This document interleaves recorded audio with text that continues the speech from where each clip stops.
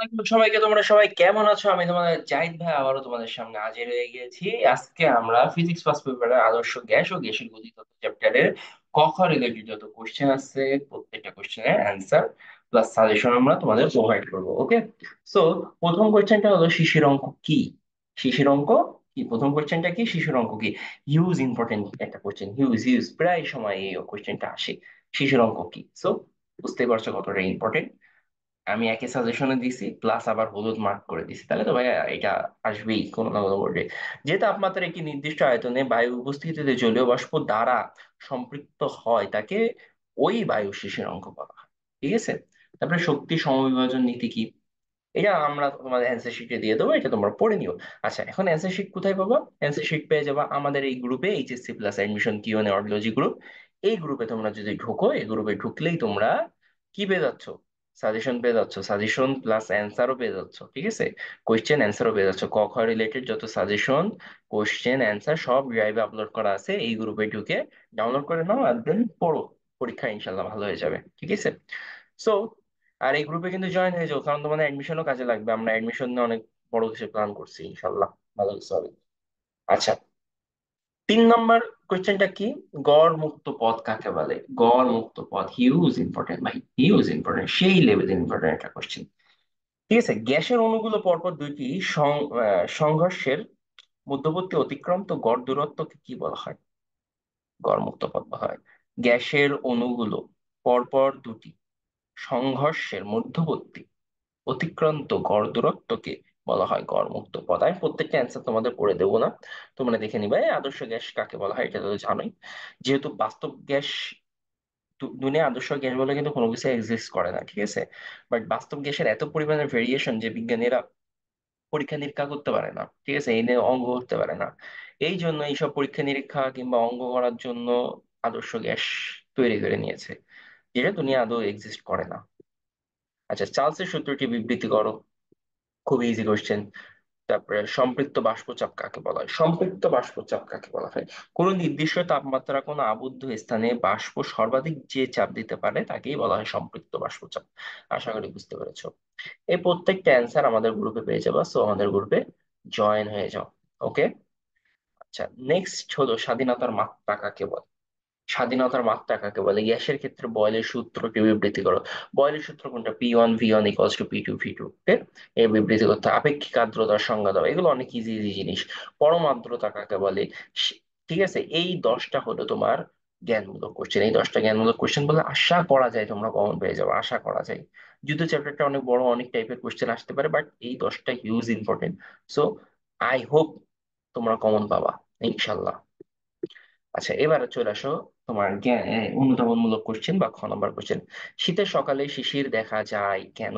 শীতের সকালে কি দেখা যায়? শিশির দেখা যায় কেন? ঠিক আছে, এই কোশ্চেনটা খুবই ইম্পর্টেন্ট একটা কোশ্চেন, প্রায় সময় এসে থাকে আচ্ছা, তোমার কনসেপ্টটা বুঝো। এইবার যে তোমার শীতের সকালেই দেবে ব্যাপারটা তা না, অন্য কিছুও দিতে পারে, বাট কনসেপ্টটা তোমাদের বুঝতে হবে। ঠিক আছে, শীতের সকালে তাপমাত্রা কি থাকে? কম থাকে। এর ফলে পরিবেশের জলীয় বাষ্প ধারণ ক্ষমতা কম থাকে। তাপমাত্রা কম থাকে বলে জলীয় বাষ্প পরিবেশেও ধারণ ক্ষমতা কি থাকে? কম থাকে। তাই ধারণ ক্ষমতার চেয়ে অতিরিক্ত যে পরিমাণ জলীয় বাষ্প থাকে তা শিশির আকারে পড়ে যায়। ধারণ ক্ষমতার বাইরে যতটুকু জলীয় বাষ্প পরিবেশে থাকে ওইটুকু কি হয়ে যায় তোমার? শিশির আকারে পড়ে যায়। ওইটুকু তো তোমার থাকবেই না, কোনো না কোনো ভাবে তো তোমার বের করেই দেবে, তাই না? এখন মনে করো কথার কথা, তুমি যদি তোমার প্রয়োজনের অতিরিক্ত খাবার খাও তাহলে তোমার বমি হয়ে যাবে। ব্যাপারটা সামথিং ওই টাইপেরই। এই কারণে শীতের সকালে কি দেখা যায়? শিশির পড়তে দেখা যায়। মানে শীতের সকালে তোমার তাপমাত্রা কম থাকে। তাপমাত্রা কম থাকলে পরিবেশের যে জলীয় বাষ্পের ধারণ ক্ষমতা ওইটাও কম থাকে। মনে করো একটা পাত্রের ধারণ ক্ষমতা হলো 1/2 লিটার পানি, এখন তুমি যে 1 লিটার পানি দাও, বাকি পানিটুকু তো উতলাই পড়ে যাবে, তাই না? সেম ভাবে আমাদের পরিবেশের ধারণ ক্ষমতা কমে যায়। আর শিশির অঙ্ক পুরোপুরি অ্যাবজর্ব করতে পারে না, মানে জলীয় বাষ্প পুরোপুরি অ্যাবজর্ব করতে পারে না, বাকিটা শিশির হিসেবে মাটিতে পতিত হয়। ব্যাপারটা এইটাই, হিউজ ইম্পর্টেন্ট, দেখে নিও। একই তাপমাত্রা ভিন্ন ভিন্ন এক মোল গ্যাসের ক্ষেত্রে গড় গতিশক্তি দুর্বল থাকে না, ব্যাখ্যা করে। এটা সুন্দরভাবে অ্যান্সার দিয়ে আছে, দেখে নিও। বিষুব অঞ্চলের আবহাওয়া অস্বস্তিকর, ব্যাখ্যা করো। আচ্ছা, বিষুব অঞ্চলের আবহাওয়া কেন অস্বস্তিকর, এটা কি তোমরা বুঝো? আচ্ছা বলো তো, বিষুব অঞ্চলে জি এর মান কম না বেশি? অবশ্যই মাথায় রাখবা, মেরু অঞ্চলে জি এর মান বেশি থাকে, বেশি থাকে। মেরু দিয়ে মনে রাখবা যে মেরুদণ্ড, মেরুদণ্ড অনেক বেশি শক্তিশালী হয়, তাই মেরুতে কি হয়? তোমার জি এর মানটা বেশি থাকে, অভিকর্ষ ত্বরণের মানটা বেশি থাকে। আর বিষুব অঞ্চলে অভিকর্ষ ত্বরণের মানটা কি থাকে? কম থাকে। আচ্ছা, বিষুব অঞ্চলের উপরে সূর্য বছরের পুরো সময় সবচেয়ে কাছাকাছি অবস্থান করে। বিষুব অঞ্চলের উপরে সূর্য বছরের সব, মানে করো বছরের পুরোটা সময় সবচেয়ে কাছাকাছি কি করে? অবস্থান করে, তাই এই অঞ্চলে তাপমাত্রা একটু বেশি থাকে। বিষুব অঞ্চলে সূর্যের অবস্থানটা সবসময় কি থাকে? কাছাকাছি থাকে, তাই এই অঞ্চলে কি তাপমাত্রা বেশি থাকে। তাছাড়া বিষুব অঞ্চলের অধিকাংশ এলাকা জুড়ে আছে ঘনবর্ষণ, ঘনবর্ষণ বনাঞ্চল। ঠিক আছে, এসব এলাকায় সারা বছর বৃষ্টিপাত হয়। ভারী বর্ষণের জন্য বাতাসের আপেক্ষিক আর্দ্রতাও বেশি থাকে। বেশি বৃষ্টি হলে কি জলীয় বাষ্প বেশি থাকে, বেশি জলীয় বাষ্প থাকলে কি বা বাতাসে আর্দ্রতাও কি থাকে? বেশি থাকে। ঠিক আছে, অতিরিক্ত তাপমাত্রা এবং আর্দ্রতার জন্য বিষুব অঞ্চলের আবহাওয়া বেশ অস্বস্তিকর হয়, তাপমাত্রাও বেশি আর্দ্রতাও বেশি। ভ্যাপসা একটা গরম থাকে বিষুব অঞ্চলে। ওকে, বলতে গেলে এসব অঞ্চলে ঋতু বৈচিত্র্য নেই, কারণ শীত ঠান্ডা এরকম মানে ওই রকম বৈচিত্র্য হয় না, প্রায় একই রকম আবহাওয়াই দেখা যায় এইসব জায়গায়। আশা করি বোঝা গেছে। তারপরে দেখো, এখানে মোট তোমার 20টা কোশ্চেন আছে। এই খ নাম্বার এই চ্যাপ্টার থেকে হিউজ ইম্পর্টেন্ট ভাই। ঠিক আছে, আমি 10টা না দিয়ে পারলাম না। খ নাম্বার কোশ্চেন: আকাশে মেঘলা থাকলে শিশির পড়ে না কেন? আকাশ মেঘলা থাকলে ভাই, জলীয় বাষ্প তো সব উপরে উড়ে যে মেঘই হয়ে যায়, আর কি শিশির পড়বে? তাই না? কিছুক্ষণ পরে বৃষ্টি পড়বে, আবার শিশির চাও কেন? বুঝতে পারছো? মজা করে বললাম, ব্যাখ্যাটা বিস্তারিত পড়ে নিও। ব্যাপারটা আসলে তাই। কোন একটি গ্যাসের একটু অনুগতির তাপমাত্রার সাথে কিভাবে পরিবর্তিত হয়? লেখচিত্র দাও। এই লেখচিত্র সুন্দরভাবে আঁকায় দিয়ে আছে, ব্যাখ্যা দেখে নিও। গ্যাস ও বাষ্পের মধ্যে পার্থক্য লেখো। গ্যাস ও বাষ্পের মধ্যে পার্থক্যটা কি? মানে একটা আহ, ওইটা তোমরা দেখলেই বুঝে যাবে। তাপমাত্রা যে, মনে করো 25 ডিগ্রি সেলসিয়াস তাপমাত্রা যে পদার্থের অণুসমূহ আহ অনুসম স্থানান্তর গতি তাদের আন্তঃনামিক আকর্ষণের বলের তুলনায় বেশি হয়, তাকে গ্যাস বলে।